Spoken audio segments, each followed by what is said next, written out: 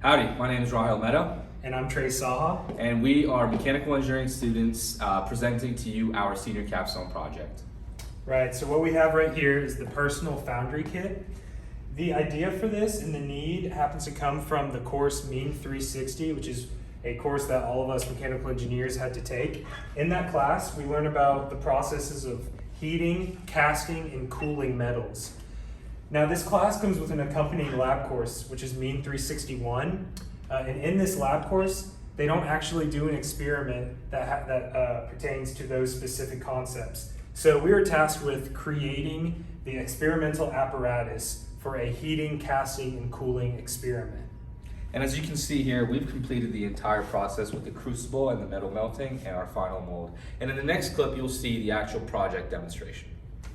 So when designing this project, safety was the #1 priority that our team wanted to undertake. It was on the topmost of our needs statement.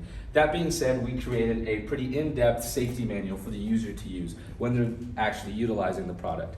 And along with the safety manual, we've actually created a step-by-step instructional manual with pictures so the user can view it and follow it along as they melt the process. So here we are.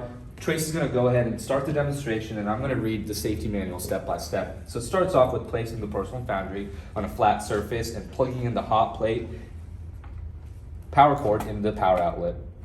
We want to ensure that the crucible and the mold are in line when you pour them.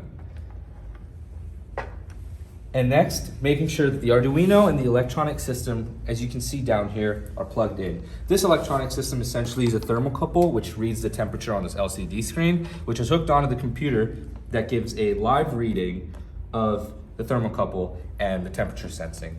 So the next step in the user manual is ensuring that the Arduino environment is open, which as you can see is open, and we're actually going to go into tools and look at the serial plotter, which actually shows a temperature versus time graph, live reading of the temperature. So the next step is placing the tin ingot into the mold, into the crucible. Here we have our 75-gram tin sample, which we have already measured as the perfect amount for this specific mold that we have here. We're gonna place the crucible in, and we should turn on the Foundry. And in a bit, we will see the temperature rise. And in the next clip, you're gonna be able to see the molten metal with the temperature rise.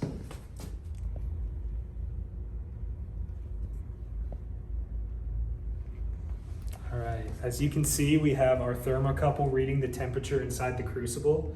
It's increasing right now. We're at almost 160 degrees Celsius. What we need to reach for this tin to melt is about 200 degrees Celsius. So we'll check back in a little bit, but you've also seen how the plotter is keeping track of all of the temperature at every second, so we can follow along with that to get our heating curve. See you when this metal is melted. As you can see, the temperature has reached about 250 to 260 degrees Celsius, and there's a slight increase in the graph, and the metal has melted. At this point, the user would have to remove the thermocouple from the crucible. And that is when we pour the molten metal into the mold. All right, so we want to make sure to do it quick so that we don't lose some of the molten material and it doesn't cool on its way to the mold. So we're going to quickly move this over here, and in one consistent pour, you push all of that metal into there, it falls and goes around. And sometimes you need a little shake to get it around that last ledge. And that shows the casting process.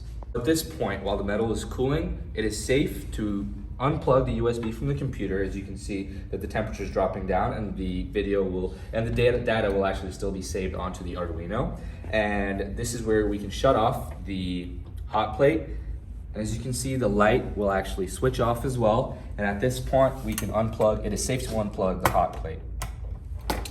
But be sure to maintain a safe distance from the actual hot components, because this will remain hot for another 10 to 15 minutes, and you want to make sure that the user doesn't burn themselves. So now we have our final product, which is the solidified piece of metal.